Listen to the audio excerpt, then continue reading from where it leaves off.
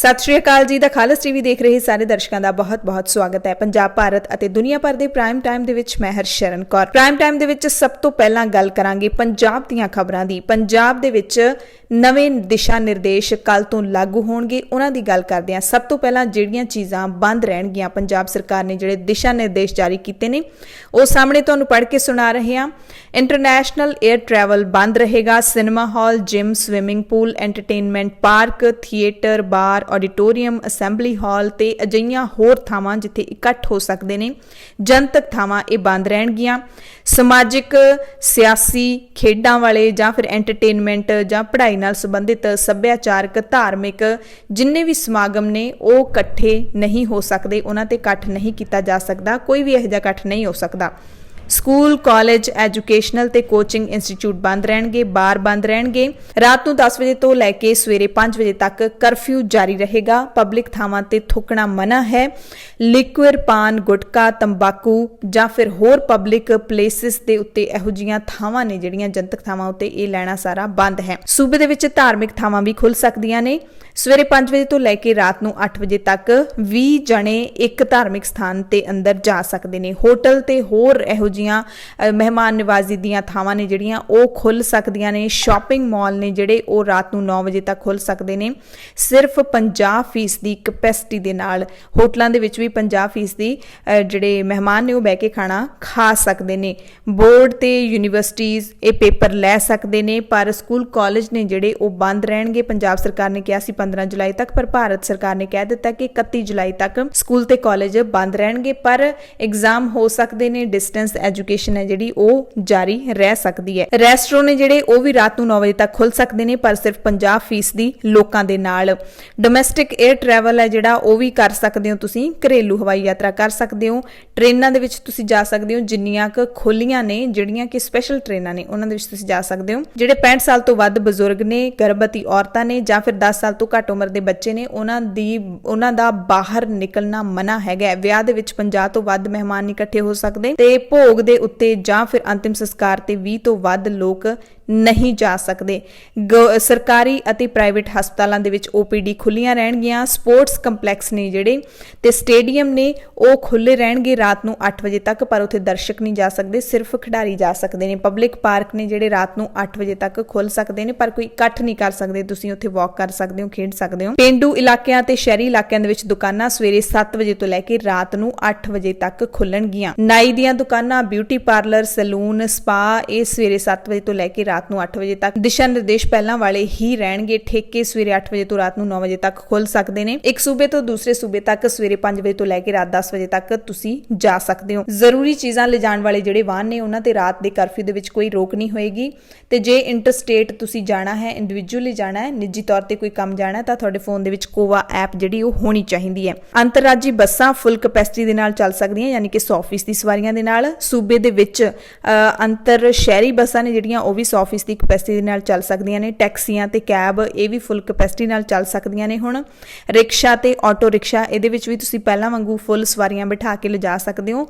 4 wheeler ने जिहड़े 4 टायरे वाहन ने वो भी फुल कैपेसिटी दे नाल 100% सवारियां दे नाल चल सकदे ने। जिहड़े 2 व्हीलर ने वो 1+1 यानी कि उत्ते 2 जने बह सकदे ने। शहरी ते पेंडू इलाकिਆਂ दे विच कंस्ट्रक्शन दा जां जिहड़ा इमारत साजी दा कोई भी काम है जिहड़ा वो कीता जा सकदा है। खेतीबाड़ी नाल संबंधित जां फिर पशु पालन विभाग नाल संबंधित कोई भी जरूरी वस्तुआं दीयां जिहड़ियां सेवावां ने वो हो सकदियां ने। बैंकां खुल सकदियां ने।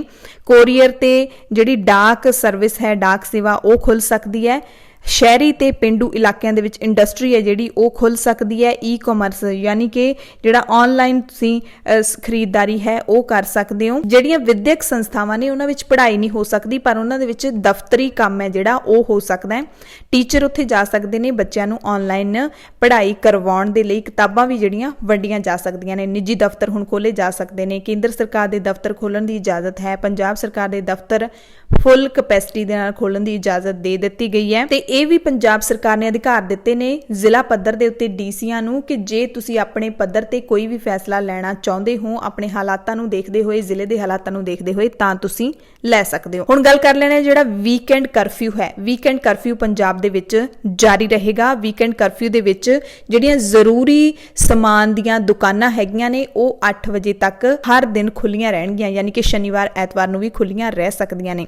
ਤੇ ਜਿਹੜੀਆਂ ਦੂਸਰੀਆਂ ਦੁਕਾਨਾਂ ਨੇ, ਹੁਣ ਜਿੰਨਾ ਵੀ ਕੁਝ ਖੋਲਣ ਦੀ ਇਜਾਜ਼ਤ ਦਿੱਤੀ ਗਈ ਹੈ ਉਹ ਸਿਰਫ ਸ਼ਨੀਵਾਰ ਨੂੰ 5 ਵਜੇ ਤੱਕ ਖੁੱਲੀਆਂ ਜਾ ਸਕਦੀਆਂ ਨੇ ਤੇ ਸੰਡੇ ਨੂੰ, ਐਤਵਾਰ ਨੂੰ ਉਹ ਬੰਦ ਰਹਿਣਗੀਆਂ। ਹੁਣ ਜਿਹੜੇ ਮੁਲਾਜ਼ਮਾਂ ਨੂੰ, ਜਿਹੜੇ ਨੌਕਰੀ ਕਰਦੇ ਨੇ, ਉਹਨਾਂ ਨੂੰ ਪਾਸ ਦੀ ਕੋਈ ਲੋੜ ਨਹੀਂ ਹੈ ਇੱਕ ਥਾਂ ਤੋਂ ਦੂਸਰੀ ਥਾਂ ਜਾਣ ਦੀ ਜਾਂ ਆਪਣੇ ਦਫ਼ਤਰਾਂ ਦੇ ਵਿੱਚ ਜਾਣ ਦੀ, ਤੇ ਨਾ ਹੀ ਜਿਹੜੇ ਵਾਹਨਾਂ ਦੇ ਉੱਤੇ ਜਾਂਦੇ ਨੇ ਵਰਕਰ ਤੇ EMPLOYEE, ਉਹਨਾਂ ਨੂੰ ਵੀ ਪਾਸ ਦੀ ਕੋਈ ਲੋੜ ਨਹੀਂ ਹੈ।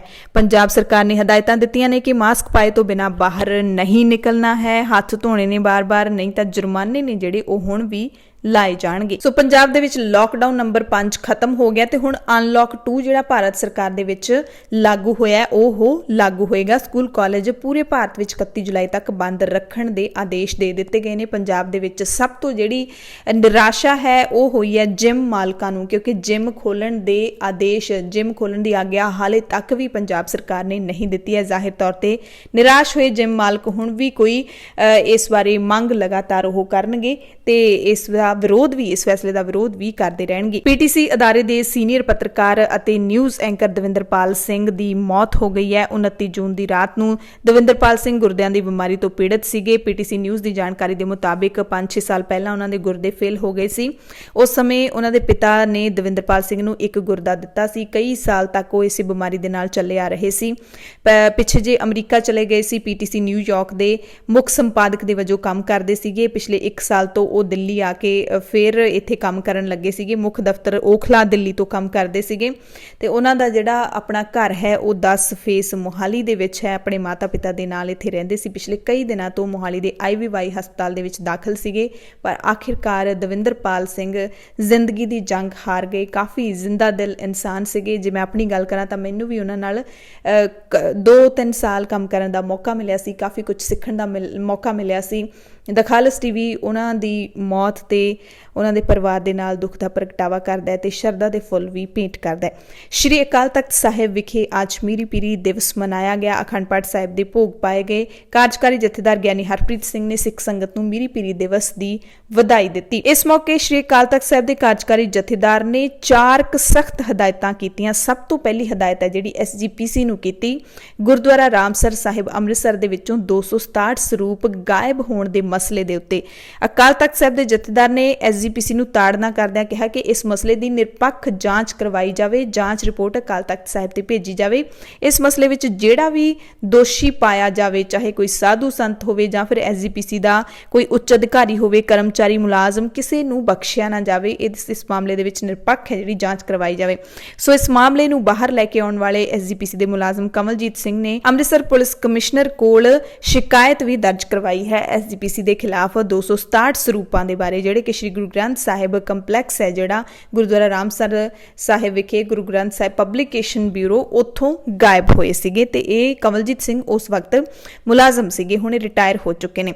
ਦੂਸਰਾ ਮਸਲਾ ਹੈ ਲੁਧਿਆਣਾ ਵਿਖੇ ਜੋ ਗੁਰੂ ਨਾਨਕ ਮੋਦੀ ਖਾਨਾ ਦਵਾਈਆਂ ਵੇਚਣ ਦੀ ਦੁਕਾਨ ਹੈ, ਮੋਦੀ ਖਾਨਾ ਉਸ ਦਾ ਨਾਮ ਹੈ, ਉਸ ਬਾਰੇ ਜਥੇਦਾਰ ਗਿਆਨੀ ਹਰਪ੍ਰੀਤ ਸਿੰਘ ਨੇ ਕਿਹਾ ਕਿ ਇਹੋ ਜਿਹਾ ਮੋਦੀ ਖਾਨਾ ਹਰ ਸ਼ਹਿਰ, ਹਰ ਪਿੰਡ, ਹਰ ਇਲਾਕੇ ਵਿੱਚ ਸਿੱਖ ਸੰਗਤ ਨੂੰ ਖੋਲਣਾ ਚਾਹੀਦਾ ਹੈ। ਇਹ ਮੋਦੀ ਖਾਨਾ ਤਾਂ ਨੋ ਪ੍ਰੋਫਿਟ ਨੋ ਲਾਸ ਤੇ ਚੱਲਦਾ ਹੈ ਤੇ ਹਰ ਇਲਾਕੇ ਵਿੱਚ ਭਾਵੇਂ ਥੋੜੇ ਜਿਹੇ ਪ੍ਰੋਫਿਟ ਤੇ ਤੁਸੀਂ ਮੋਦੀ ਖਾਨਾ ਦਵਾਈਆਂ ਦਾ ਖੋਲੋ, ਪਰ ਜ਼ਰੂਰ ਖੋਲਣਾ ਚਾਹੀਦਾ। ਯਾਨੀ ਕਿ ਜਥੇਦਾਰ ਸਾਹਿਬ ਨੇ ਇਸ ਦੀ ਪੂਰੀ ਹਮਾਇਤ ਕੀਤੀ ਹੈ। ਤੀਸਰਾ ਮਸਲਾ ਹੈ ਖਾਲਿਸਤਾਨ ਦਾ। ਪੰਜਾਬ ਦੇ ਵਿੱਚ ਖਾਲਿਸਤਾਨ ਦੇ ਨਾਂ ਤੇ ਸਿੱਖ ਨੌਜਵਾਨਾਂ ਨੂੰ ਚੁੱਕਿਆ ਜਾ ਰਿਹਾ ਹੈ। ਗਿਆਨੀ ਹਰਪ੍ਰੀਤ ਸਿੰਘ ਨੇ ਕਿਹਾ ਕਿ ਬੇਗੁਨਾਹ ਸਿੱਖ ਨੌਜਵਾਨਾਂ ਦੇ ਚੁੱਕੇ ਜਾਣ ਤੇ ਉਹ ਪੁਲਿਸ ਨੂੰ ਤਾੜਨਾ ਕਰਦੇ ਨੇ।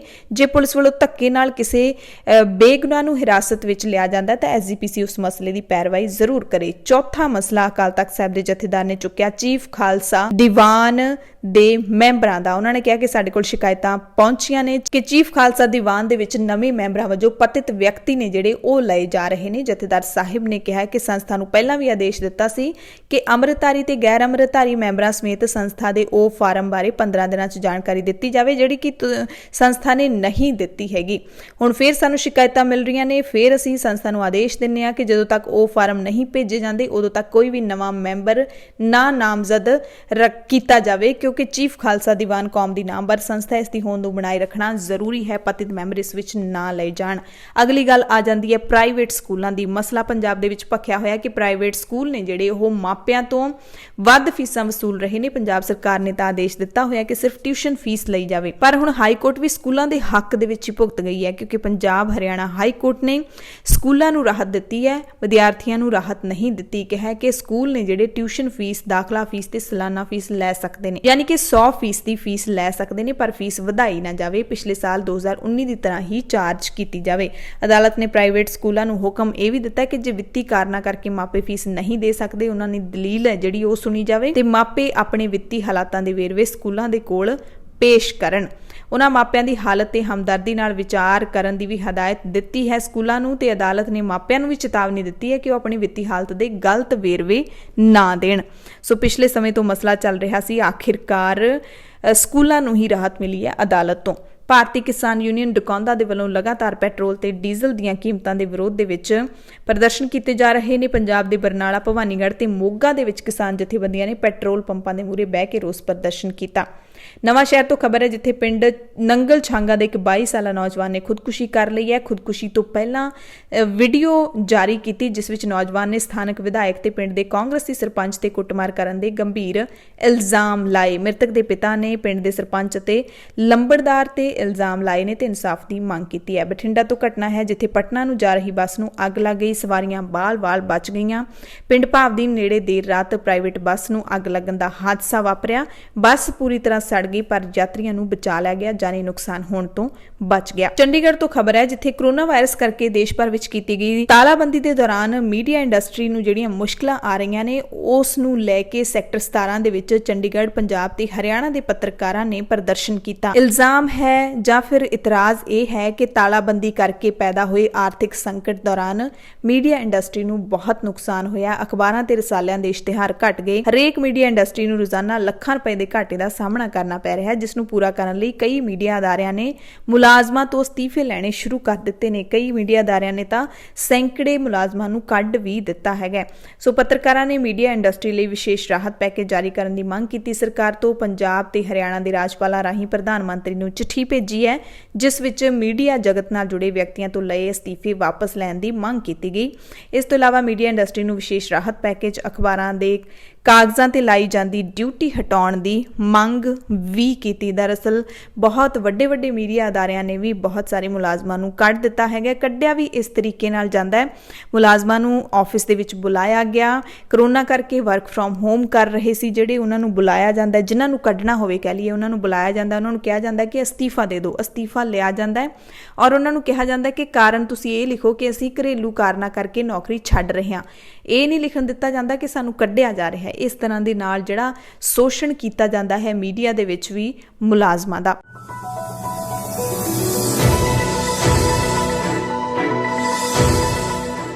ਪੂਰੇ ਭਾਰਤ ਦੀਆਂ ਖਬਰਾਂ ਦੇ ਵਿੱਚ ਸਭ ਤੋਂ ਪਹਿਲਾਂ ਗੱਲ ਕਰਾਂਗੇ ਅਨਲੌਕ 1 ਦੀ, ਜਿਹੜਾ ਕਿ ਅੱਜ ਯਾਨੀ ਕਿ 30 ਜੂਨ ਨੂੰ ਖਤਮ ਹੋ ਗਿਆ। 1 ਜੁਲਾਈ ਤੋਂ ਅਨਲੌਕ 2 ਲਾਗੂ ਹੋਏਗਾ ਪੂਰੇ ਭਾਰਤ ਦੇ ਵਿੱਚ। ਅਨਲੌਕ 2 ਦੇ ਵਿੱਚ ਕਿਹੜੇ-ਕਿਹੜੇ ਨਵੇਂ ਨਿਯਮ ਹੋਣਗੇ?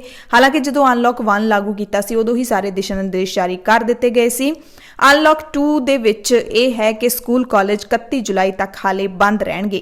ਕੇਂਦਰ ਸਰਕਾਰ ਨੇ ਜਿਹੜੇ ਨਵੇਂ ਦਿਸ਼ਾ ਨਿਰਦੇਸ਼ ਜਾਰੀ ਕੀਤੇ ਨੇ, ਹਾਲਾਂਕਿ ਪਹਿਲਾਂ ਵੀ ਇਹ ਸਾਰੇ ਦੱਸ ਦਿੱਤੇ ਗਏ ਸੀ, ਪਰ ਫਿਰ ਤੋਂ ਤੁਹਾਨੂੰ ਯਾਦ ਕਰਵਾ ਦਿੰਨੇ ਆ। ਸਕੂਲ ਕਾਲਜ 31 ਜੁਲਾਈ ਤੱਕ ਬੰਦ ਰਹਿਣਗੇ। ਆਨਲਾਈਨ ਜਾਂ ਪੱਤਰ ਵਿਹਾਰ ਰਾਹੀਂ ਪੜ੍ਹਨ ਦੀ ਖੁੱਲ੍ਹ ਹੋਵੇਗੀ। ਕੰਟੇਨਮੈਂਟ ਜ਼ੋਨਾਂ ਦੇ ਵਿੱਚ ਪਹਿਲਾਂ ਵਾਂਗੂ ਹੀ ਸਖਤੀ ਜਾਰੀ ਰਹੇਗੀ। ਬਜ਼ੁਰਗਾਂ ਤੇ 10 ਸਾਲ ਤੋਂ ਘੱਟ ਉਮਰ ਦੇ ਬੱਚਿਆਂ ਤੇ ਗਰਭਵਤੀ ਔਰਤਾਂ ਨੂੰ ਮੁੜ ਘਰਾਂ ਦੇ ਵਿੱਚ ਰਹਿਣ ਦੀ ਸਲਾਹ ਦਿੱਤੀ ਗਈ ਹੈ। ਮੈਟਰੋ ਗੱਡੀਆਂ 31 ਜੁਲਾਈ ਤੱਕ ਬੰਦ ਰਹਿਣਗੀਆਂ। ਸਿਨੇਮਾ ਹਾਲ, ਜਿਮ ਤੇ ਸਵਿਮਿੰਗ ਪੂਲ ਪਹਿਲਾਂ ਦੀ ਤਰ੍ਹਾਂ ਬੰਦ ਰਹਿਣਗੇ। ਰਾਤ ਦਾ ਕਰਫਿਊ 10 ਵਜੇ ਤੋਂ ਸਵੇਰੇ 5 ਵਜੇ ਤੱਕ ਲੱਗੇਗਾ। ਸਮਾਜਿਕ, ਧਾਰਮਿਕ, ਸਿਆਸੀ, ਸੱਭਿਆਚਾਰਕ, ਵਿਦਿਅਕ ਜਾਂ ਫਿਰ ਵੱਡੇ ਖੇਡ ਸਮਾਗਮਾਂ ਤੇ ਪਾਬੰਦੀਆਂ ਆਇਦ ਰਹਿਣਗੀਆਂ। ਜਨਤਕ ਇਕੱਠ ਤੁਸੀਂ ਨਹੀਂ ਕਰ ਸਕਦੇ ਹਾਲੇ ਵੀ। ਅਨਲੌਕ 2 ਗੇੜ ਦੇ ਵਿੱਚ ਮੁਕਾਮੀ ਉਡਾਣਾਂ ਅਤੇ ਮੁਸਾਫਰ ਰੇਲ ਗੱਡੀਆਂ ਦਾ ਘੇਰਾ ਜਿਹੜਾ ਉਹ ਪੜਾਅ ਦਰ ਪੜਾਅ ਵਧਾਇਆ ਜਾਵੇਗਾ। ਅਨਲੌਕ 1 ਜਦੋਂ ਖਤਮ ਹੋਇਆ ਤਾਂ ਪ੍ਰਧਾਨ ਮੰਤਰੀ ਨਰਿੰਦਰ ਮੋਦੀ ਨੇ ਪੂਰੇ ਮੁਲਕ ਨੂੰ ਸ਼ਾਮ ਨੂੰ 4 ਵਜੇ ਸੰਬੋਧਨ ਕੀਤਾ। ਸਭ ਤੋਂ ਪਹਿਲਾਂ ਐਲਾਨ ਕੀਤਾ ਗਿਆ, ਪ੍ਰਧਾਨ ਮੰਤਰੀ ਨੇ ਗਰੀਬ ਕਲਿਆਣ ਅੰਨ ਯੋਜਨਾ ਦੇ ਵਿੱਚ ਨਵੰਬਰ 2020 ਤੱਕ ਵਾਧਾ ਕਰ ਦਿੱਤਾ ਤੇ ਹੁਣ ਜਿਹੜੇ ਲੋੜਵੰਦ ਲੋਕਾਂ ਨੂੰ ਗਰੀਬ ਕਲਿਆਣ ਅੰਨ ਯੋਜਨਾ ਦੇ ਤਹਿਤ ਕਣਕ ਤੇ ਚੌਲ ਮਿਲ ਰਹੇ ਸੀ, ਉਹਨਾਂ ਨੂੰ ਹੁਣ ਨਵੰਬਰ ਤੱਕ ਮਿਲਦੇ ਰਹਿਣਗੇ। ਪ੍ਰਧਾਨ ਮੰਤਰੀ ਨੇ ਕਿਹਾ ਕਿ 90,000 ਕਰੋੜ ਤੋਂ ਵੱਧ ਦਾ ਖਰਚਾ ਹੋਵੇਗਾ ਤੇ ਪੂਰੇ ਭਾਰਤ ਦੇ ਲਈ ਹੁਣ ਇੱਕ ਰਾਸ਼ਨ ਕਾਰਡ ਬਣਾਉਣ ਦੀ ਯੋਜਨਾ ਜਿਹੜੀ ਹੈ ਉਹ ਵੀ ਉਲੀਕੀ ਜਾ ਰਹੀ ਹੈ। 5 ਮਹੀਨਿਆਂ ਦੇ ਲਈ 80 ਕਰੋੜ ਤੋਂ ਵੱਧ ਲੋਕਾਂ ਨੂੰ ਪ੍ਰਤੀ ਵਿਅਕਤੀ 5 ਕਿਲੋ ਕਣਕ ਜਾਂ 5 ਕਿਲੋ ਚਾਵਲ ਮੁਹੱਈਆ ਕਰਵਾਏ ਜਾਣਗੇ। ਪਹਿਲਾਂ ਸੀ ਕਿ ਕਣਕ ਅਤੇ ਦਾਲਾਂ ਨੇ ਜਿਹੜੀਆਂ ਉਹ ਦਿੱਤੀਆਂ ਜਾਂਦੀਆਂ ਸੀ, ਹੁਣ ਇਸ ਯੋਜਨਾ ਦੇ ਵਿੱਚ ਥੋੜਾ ਜਿਹਾ ਬਦਲਾਅ ਕਰਦਿਆਂ 5 ਕਿਲੋ ਕਣਕ ਤੇ 5 ਕਿਲੋ ਚਾਵਲ ਤੇ ਦਾਲਾਂ ਨੇ ਜਿਹੜੀਆਂ ਉਹ ਦਿੱਤੀਆਂ ਜਾਣਗੀਆਂ। ਪ੍ਰਧਾਨ ਮੰਤਰੀ ਨੇ ਇਹ ਵੀ ਕਿਹਾ ਕਿ ਭਾਰਤ ਵਿੱਚ ਪਿੰਡ ਦਾ ਪ੍ਰਧਾਨ ਹੋਵੇ ਜਾਂ ਫਿਰ ਦੇਸ਼ ਦਾ ਪ੍ਰਧਾਨ ਮੰਤਰੀ, ਕੋਈ ਵੀ ਨਿਯਮਾਂ ਤੋਂ ਉੱਤੇ ਨਹੀਂ ਹੈ। ਦਾਅਵਾ ਕੀਤਾ ਕਿ ਪਿਛਲੇ 3 ਮਹੀਨਿਆਂ ਦੇ ਵਿੱਚ ਅਸੀਂ 80 ਕਰੋੜ ਗਰੀਬ ਪਰਿਵਾਰਾਂ ਦੇ ਜਨਧਨ ਖਾਤਿਆਂ ਵਿੱਚ 31,000 ਕਰੋੜ ਰੁਪਏ ਜਮ੍ਹਾਂ ਕਰਵਾ ਦਿੱਤੇ ਨੇ। ਨਾਲ ਹੀ ਇਹ ਵੀ ਐਲਾਨ ਕੀਤਾ ਕਿ ਪਿੰਡਾਂ ਦੇ ਵਿੱਚ ਗਰੀਬਾਂ ਨੂੰ ਰੁਜ਼ਗਾਰ ਦੇਣ ਦੇ ਲਈ ਸਰਕਾਰ 50,000 ਕਰੋੜ ਰੁਪਏ ਖਰਚ ਕਰ ਰਹੀ ਹੈ। ਕਰੋਨਾ ਨਾਲ ਲੜਦੇ ਹੋਏ 80 ਕਰੋੜ ਤੋਂ ਵੱਧ ਲੋਕਾਂ ਨੂੰ ਅਨਾਜ ਵੀ ਮੁਫਤ ਦਿੱਤਾ ਗਿਆ। ਸੋ ਹੁਣ ਜਨਧਨ ਖਾਤੇ ਜਿਹੜੇ ਲੋਕਾਂ ਦੇ ਬਣੇ ਹੋਏ ਨੇ ਉਹਨਾਂ ਨੂੰ ਜ਼ਿਆਦਾ ਪਤਾ ਹੈ ਕਿ 31,000 ਕਰੋੜ ਰੁਪਏ ਜਿਹੜੇ ਪ੍ਰਧਾਨ ਮੰਤਰੀ ਕਹਿ ਰਹੇ ਨੇ ਕੀ ਤੁਹਾਡੇ ਸਾਰਿਆਂ ਦੇ ਖਾਤੇ ਵਿੱਚ ਆਏ ਹੈਗੇ ਨੇ। ਲਾਕਡਾਊਨ ਨੇ ਭਾਰਤ ਵਿੱਚ ਲੱਖਾਂ ਲੋਕਾਂ ਦੀ ਜ਼ਿੰਦਗੀ ਨੂੰ ਬਚਾਇਆ ਹੈ, ਇਹ ਕਹਿਣਾ ਪ੍ਰਧਾਨ ਮੰਤਰੀ ਨਰਿੰਦਰ ਮੋਦੀ ਦਾ।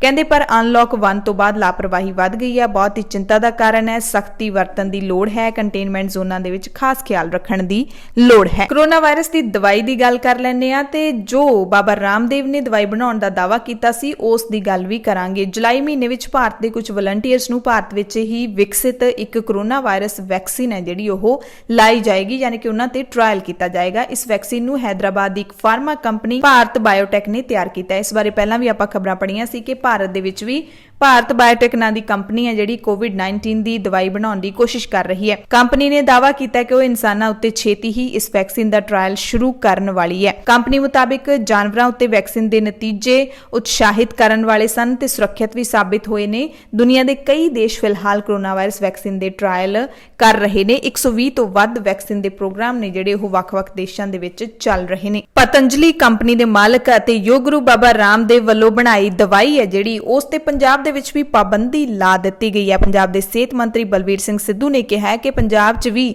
ਰਾਮਦੇਵ ਦੀ ਕੋਰੋਲਿਨ ਨਾਂ ਦੀ ਦਵਾਈ ਨਹੀਂ ਵਿਕੇਗੀ। ਬਗੈਰ ਮਨਜ਼ੂਰੀ ਦਵਾਈ ਵੇਚਣ ਦੀ ਇਜਾਜ਼ਤ ਪੰਜਾਬ ਦੇ ਵਿੱਚ ਨਹੀਂ ਹੈ। ਆਯੂਸ਼ ਮੰਤਰਾਲੇ ਵੱਲੋਂ ਦਵਾਈ ਦੇ ਪ੍ਰਚਾਰ ਤੇ ਰੋਕ ਲਾਈ ਗਈ ਹੈ ਤੇ ਪਤੰਜਲੀ ਤੇ ਸਰਕਾਰ ਨੂੰ ਪੂਰੀ ਜਾਣਕਾਰੀ ਨਾ ਦੇਣ ਦਾ ਵੀ ਇਲਜ਼ਾਮ ਹੈ। ਭਾਰਤ ਚੀਨ ਤਣਾਅ ਦੇ ਦਰਮਿਆਨ ਚੁਸ਼ੂਲ ਖੇਤਰ ਦੇ ਵਿੱਚ ਦੋਵਾਂ ਮੁਲਕਾਂ ਦੇ ਲੈਫਟੀਨੈਂਟ ਜਨਰਲ ਪੱਧਰ ਦੀ ਬੈਠਕ ਹੋਈ ਹੈ। ਭਾਰਤ ਵੱਲੋਂ ਲੈਫਟੀਨੈਂਟ ਜਨਰਲ ਹਰਿੰਦਰ ਸਿੰਘ ਅਤੇ ਚੀਨ ਦੇ ਮੇਜਰ ਲਿਓ ਲਿਨ ਵਿਚਕਾਰ ਗੱਲਬਾਤ ਹੋਈ ਹੈ।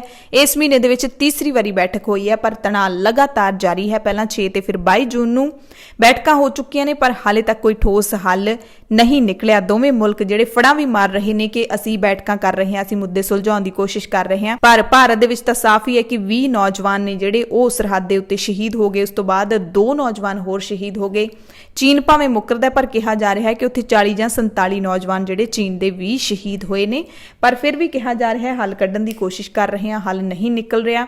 ਭਾਰਤ ਨੇ ਚੀਨੀ ਐਪਸ ਦੇ ਉੱਤੇ ਵੀ ਬੈਨ ਲਾ ਦਿੱਤਾ ਹੈ। ਭਾਰਤ ਸਰਕਾਰ ਨੇ ਟਿਕਟੌਕ ਸਮੇਤ 59 ਚੀਨੀ ਐਪਾਂ ਭਾਰਤ ਦੇ ਵਿੱਚ ਬੈਨ ਕਰ ਦਿੱਤੀਆਂ ਨੇ। ਟਿਕਟੌਕ ਸਣੇ 59 ਚੀਨੀ ਐਪਸ ਨੇ ਉਹਨਾਂ ਨੂੰ ਆਈਟੀ ਐਕਟ 2000 ਦੇ ਤਹਿਤ ਬੈਨ ਕੀਤਾ ਗਿਆ ਤੇ ਇਸ ਦੇ ਨਾਲ ਜਿਹੜੇ ਪਾਲੀਵੁੱਡ ਬਾਲੀਵੁੱਡ ਟਿਕਟੌਕ ਸਟਾਰ ਜਾਂ ਫਿਰ ਆਮ ਲੋਕ ਜਿਹੜੇ ਟਿਕਟੌਕ ਤੇ ਸਟਾਰ ਬਣੇ ਹੋਏ ਨੇ ਉਹਨਾਂ ਤੇ ਖਾਸਾ ਅਸਰ ਪਏਗਾ। ਪੰਜਾਬ ਦੀ ਮਸ਼ਹੂਰ ਟਿਕਟੌਕ ਸਟਾਰ ਨੂਰ ਹੈ, ਉਹਦੇ ਸਾਥੀਆਂ ਨੂੰ ਵੀ ਨੁਕਸਾਨ ਹੋਏਗਾ ਕਿਉਂਕਿ ਨਿੱਕੀ ਨੂਰ ਨੇ ਟਿਕਟੌਕ ਦੇ ਸਹਾਰੇ ਆਪਣੀ ਇੱਕ ਵੱਖਰੀ ਪਛਾਣ ਹੈ ਜਿਹੜੀ ਉਹ ਬਣਾਈ ਸੀ। ਮੁੰਬਈ ਤੋਂ ਖਬਰ ਹੈ ਜਿੱਥੇ ਮਹਾਰਾਸ਼ਟਰ ਦੇ ਥਾਣੇ ਇਲਾਕੇ ਵਿੱਚ 103 ਸਾਲਾ ਬਜ਼ੁਰਗ ਸਿੱਖ ਸੁੱਖਾ ਸਿੰਘ ਛਾਬੜਾ ਨੇ ਕਰੋਨਾ ਨੂੰ ਮਾਤ ਦਿੱਤੀ ਹੈ। ਕੋਵਿਡ ਨੂੰ ਮਾਤ ਦੇ ਕੇ ਆਈਸੀਯੂ ਵਿੱਚੋਂ ਠੀਕ ਹੋ ਕੇ ਦੇਸ਼ ਦੇ ਪਹਿਲੇ ਸਭ ਤੋਂ ਵੱਧ ਉਮਰ ਵਾਲੇ ਵਿਅਕਤੀ ਬਣੇ ਨੇ।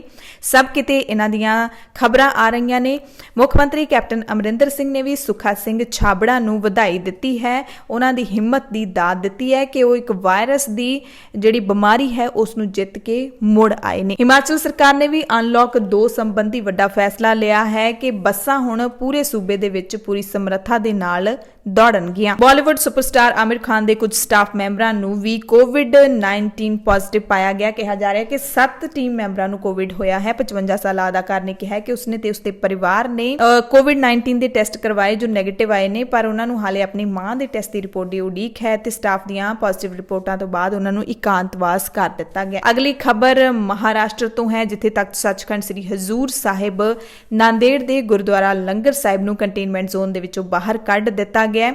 20 ਦਿਨਾਂ ਵਿੱਚ ਕੋਰੋਨਾ ਦਾ ਕੋਈ ਨਵਾਂ ਕੇਸ ਸਾਹਮਣੇ ਨਹੀਂ ਆਇਆ ਸੀ। ਸਰਕਾਰੀ ਅਧਿਕਾਰੀ ਨੇ ਦੱਸਿਆ ਕਿ ਸਰਕਾਰ ਦੇ ਅਗਲੇ ਆਦੇਸ਼ਾਂ ਤੱਕ ਦੋਵੇਂ ਸਥਾਨ ਨੇ ਜਿਹੜੇ ਹਾਲਾਂਕਿ ਸ਼ਰਧਾਲੂਆਂ ਦੇ ਲਈ ਬੰਦ ਰਹਿਣਗੇ।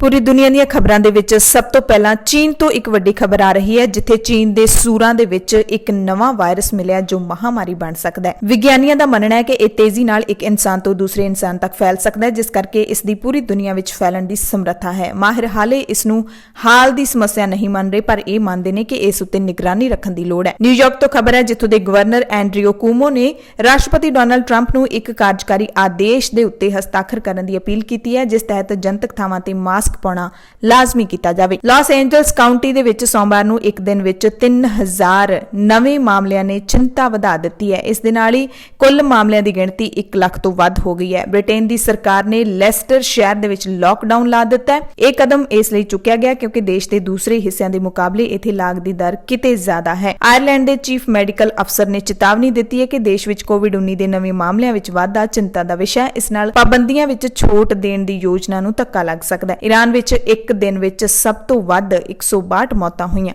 ਫਰਵਰੀ ਦੇ ਵਿੱਚ ਕੋਰੋਨਾ ਵਾਇਰਸ ਸ਼ੁਰੂ ਹੋਣ ਤੋਂ ਲੈ ਕੇ ਹੁਣ ਤੱਕ ਈਰਾਨ ਦੇ ਵਿੱਚ ਸਭ ਤੋਂ ਵੱਡਾ ਅੰਕੜਾ ਹੈ ਮੌਤਾਂ ਦਾ। ਚੀਨ ਨੇ ਐਂਸ਼ਨ ਕਾਉਂਟੀ ਦੇ ਵਿੱਚ ਕੋਵਿਡ-19 ਦੇ ਛੋਟੇ ਕਲਸਟਰ ਨਾਲ ਨਜਿੱਠਣ ਲਈ 4 ਲੱਖ ਤੋਂ ਵੱਧ ਲੋਕਾਂ ਤੇ ਪਾਬੰਦੀ ਲਾ ਦਿੱਤੀ ਹੈ। ਪ੍ਰਸ਼ਾਸਨ ਨੇ ਇਲਾਕੇ ਦੀ ਕਰੀਬ 5 ਲੱਖ ਆਬਾਦੀ ਤੇ ਲਾਕਡਾਊਨ ਲਾ ਦਿੱਤਾ ਹੈ। ਇਹ ਇਲਾਕਾ ਬੀਜਿੰਗ ਦੇ ਨੇੜੇ ਪੈਂਦਾ ਹੈ। ਅਮਰੀਕੀ ਸੂਬੇ ਐਰੀਜ਼ੋਨਾ ਨੇ ਕੋਰੋਨਾ ਵਾਇਰਸ ਕਾਰਨ ਲੱਗੀਆਂ ਪਾਬੰਦੀਆਂ ਨੂੰ ਹਟਾਉਣ ਦਾ ਵਿਚਾਰ ਬਦਲ ਦਿੱਤਾ ਹੈ। ਇਹ ਫੈਸਲਾ ਕੋਰੋਨਾ ਵਾਇਰਸ ਦੇ ਵੱਧਦੇ ਮਾਮਲਿਆਂ ਦੇ ਕਾਰਨ ਲਿਆ ਗਿਆ। ਇਸ ਤੋਂ ਪਹਿਲਾਂ ਫਲੋਰੀਡਾ ਤੇ ਟੈਕਸਾਸ ਨੇ ਵੀ ਲਾਕਡਾਊਨ ਨਾ ਹਟਾਉਣ ਦਾ ਫੈਸਲਾ ਲੈ ਲਿਆ ਸੀ। ਆਸਟ੍ਰੇਲੀਆ ਤੋਂ ਖਬਰ ਹੈ, ਜਿੱਥੇ ਦੱਖਣੀ ਆਸਟ੍ਰੇਲੀਆ ਅਤੇ ਕੁਈਨਜ਼ਲੈਂਡ ਨੇ ਆਪਣੇ ਸੂਬੇ ਦੀਆਂ ਸਰਹੱਦਾਂ ਨੂੰ ਪੂਰੇ ਆਸਟ੍ਰੇਲੀਆ ਲਈ ਖੋਲਣ ਦੀ ਆਪਣੀ ਯੋਜਨਾ ਨੂੰ ਰੱਦ ਕਰ ਦਿੱਤਾ ਹੈ, ਕਿਉਂਕਿ ਵਿਕਟੋਰੀਆ ਦੇ ਵਿੱਚ ਮਹਾਮਾਰੀ ਦਾ ਫੈਲਾਅ ਵੱਧ ਰਿਹਾ ਹੈ। ਵਿਕਟੋਰੀਆ ਵਿੱਚ ਪਿਛਲੇ ਕੁਝ ਦਿਨਾਂ ਤੋਂ ਦੋਹਰੇ ਅੰਕੜਿਆਂ ਦੇ ਵਿੱਚ ਕੇਸ ਦਰਜ ਹੋ ਰਹੇ ਨੇ। ਪਿਛਲੇ 24 ਘੰਟਿਆਂ ਵਿੱਚ 64 ਕੇਸ ਦਰਜ ਹੋਏ ਨੇ। ਦੱਖਣੀ ਕੋਰੀਆ ਨੇ ਵੀ ਆਪਣੀਆਂ ਸਰਹੱਦਾਂ 20 ਜੁਲਾਈ ਨੂੰ ਮੁਕੰਮਲ ਤੌਰ ਤੇ ਮੁੜ ਖੋਲੇ ਜਾਣ ਦੀ ਯੋਜਨਾ ਨੂੰ ਰੱਦ ਕਰ ਦਿੱਤਾ ਹੈ। WHO ਨੇ ਕਿਹਾ ਹੈ ਕਿ ਕੋਰੋਨਾ ਵਾਇਰਸ ਕਿੱਥੋਂ ਆਇਆ ਹੈ, ਇਸ ਬਾਰੇ ਉਹਨਾਂ ਦੀ ਟੀਮ ਚੀਨ ਜਾ ਕੇ ਪਤਾ ਕਰੇਗੀ। ਵਿਸ਼ਵ ਸਿਹਤ ਜਥੇਬੰਦੀ ਨੇ ਕਿਹਾ ਹੈ ਕਿ ਕੋਰੋਨਾ ਵਾਇਰਸ ਦਾ ਸਰੋਤ ਪਤਾ ਲਾਉਣ ਲਈ ਉਹ ਇੱਕ ਟੀਮ ਨੂੰ ਚੀਨ ਭੇਜ ਰਹੇ ਨੇ। WHO ਦੇ ਮੁਖੀ ਟੈਡਰੋਸ ਨੇ ਕਿਹਾ ਹੈ ਕਿ ਜਦੋਂ ਅਸੀਂ ਵਾਇਰਸ ਬਾਰੇ ਸਭ ਕੁਝ ਜਾਣ ਪਾਵਾਂਗੇ ਤਾਂ ਅਸੀਂ ਇਸ ਨਾਲ ਬਿਹਤਰ ਤਰੀਕੇ ਨਾਲ ਲੜਨ ਦੇ ਯੋਗ ਹੋਵਾਂਗੇ। ਅਗਲੇ ਹਫ਼ਤੇ ਅਸੀਂ ਇਸ ਲਈ ਚੀਨ ਨੂੰ ਇੱਕ ਟੀਮ ਭੇਜ ਰਹੇ ਹਾਂ ਕਿ ਸਾਨੂੰ ਉਮੀਦ ਹੈ ਇਸ ਨਾਲ ਵਾਇਰਸ ਦੀ ਸ਼ੁਰੂਆਤ ਨੂੰ ਸਮਝਣ ਦੇ ਵਿੱਚ ਸਹਾਇਤਾ ਮਿਲੇਗੀ। ਹਾਲਾਂਕਿ ਇਹ ਸਾਫ਼ ਨਹੀਂ ਕੀਤਾ ਗਿਆ ਕਿ ਟੀਮ ਵਿੱਚ ਕੌਣ ਹੋਵੇਗਾ ਤੇ ਨਾ ਹੀ ਇਹ ਦੱਸਿਆ ਗਿਆ ਕਿ ਟੀਚਾ ਕੀ ਹੋਵੇਗਾ। WHO ਦੇ ਮੁਖੀ ਟੈਡਰੋਸ ਦਾ ਇਹ ਵੀ ਕਹਿਣਾ ਕਿ ਕੋਰੋਨਾ ਵਾਇਰਸ ਮਹਾਮਾਰੀ ਦਾ ਸਭ ਤੋਂ ਮਾੜਾ ਦੌਰ ਆਉਣਾ ਹਾਲੇ ਬਾਕੀ ਹੈ। ਟੈਡਰੋਸ ਨੇ ਕਿਹਾ ਕਿ ਜੇ ਵਿਸ਼ਵ ਭਰ ਦੀਆਂ ਸਰਕਾਰਾਂ ਸਹੀ ਨੀਤੀਆਂ ਦੀ ਪਾਲਣਾ ਨਹੀਂ ਕਰਦੀਆਂ ਤਾਂ ਇਹ ਵਾਇਰਸ ਹੋਰ ਲੋਕਾਂ ਨੂੰ ਆਪਣੀ ਚਪੇਟ ਦੇ ਵਿੱਚ ਲਏਗਾ।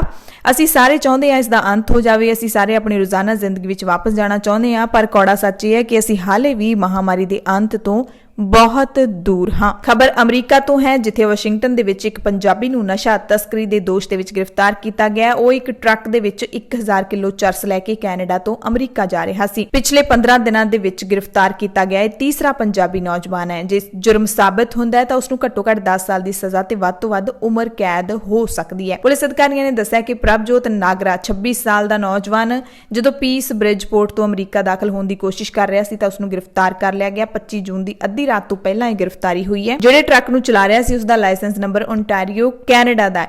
ਟਰੱਕ ਦੇ ਵਿੱਚ 55 ਡੱਬੇ ਸੀ। ਟਰੱਕ ਦੀ ਐਕਸ-ਰੇ ਜਾਂਚ ਕੀਤੀ ਗਈ। ਜਦੋਂ ਕੁਝ ਸ਼ੱਕੀ ਨਜ਼ਰ ਆਇਆ ਫਿਰ ਪੂਰੀ ਸਹੀ ਤਰੀਕੇ ਨਾਲ ਜਾਂਚ ਕੀਤੀ ਤਾਂ ਤਕਰੀਬਨ 8320 ਪੈਕੇਟ ਮਿਲੇ ਨਸ਼ੇ ਦੇ, ਜਿਨ੍ਹਾਂ ਵਿੱਚੋਂ 9472 ਪਾਉਂਡ ਚਰਸ ਬਰਾਮਦ ਹੋਈ। ਪੰਜਾਬ ਭਰ ਅਤੇ ਦੁਨੀਆ ਭਰ ਦੇ ਪ੍ਰਾਈਮ ਟਾਈਮ ਦੇ ਵਿੱਚ ਤੁਹਾਡੇ ਸਭ ਤੋਂ ਇਜਾਜ਼ਤ ਚਾਹੁੰਦੇ ਹਾਂ। ਤੁਸੀਂ ਸਾਰੇ ਆਪਣਾ ਧਿਆਨ ਰੱਖਿਓ, ਮਾਸਕ ਪਾ ਕੇ ਬਾਹਰ ਨਿਕਲਿਓ, ਲਗਾਤਾਰ ਹੱਥ ਆਪਣੇ ਜ਼ਰੂਰ ਧੋਂਦੇ ਰਹੋ ਤੇ ਲੋੜਵੰਦਾਂ ਦੀ ਮਦਦ ਜ਼ਰੂਰ ਕਰਦੇ ਰਹੋ। ਧੰਨਵਾਦ।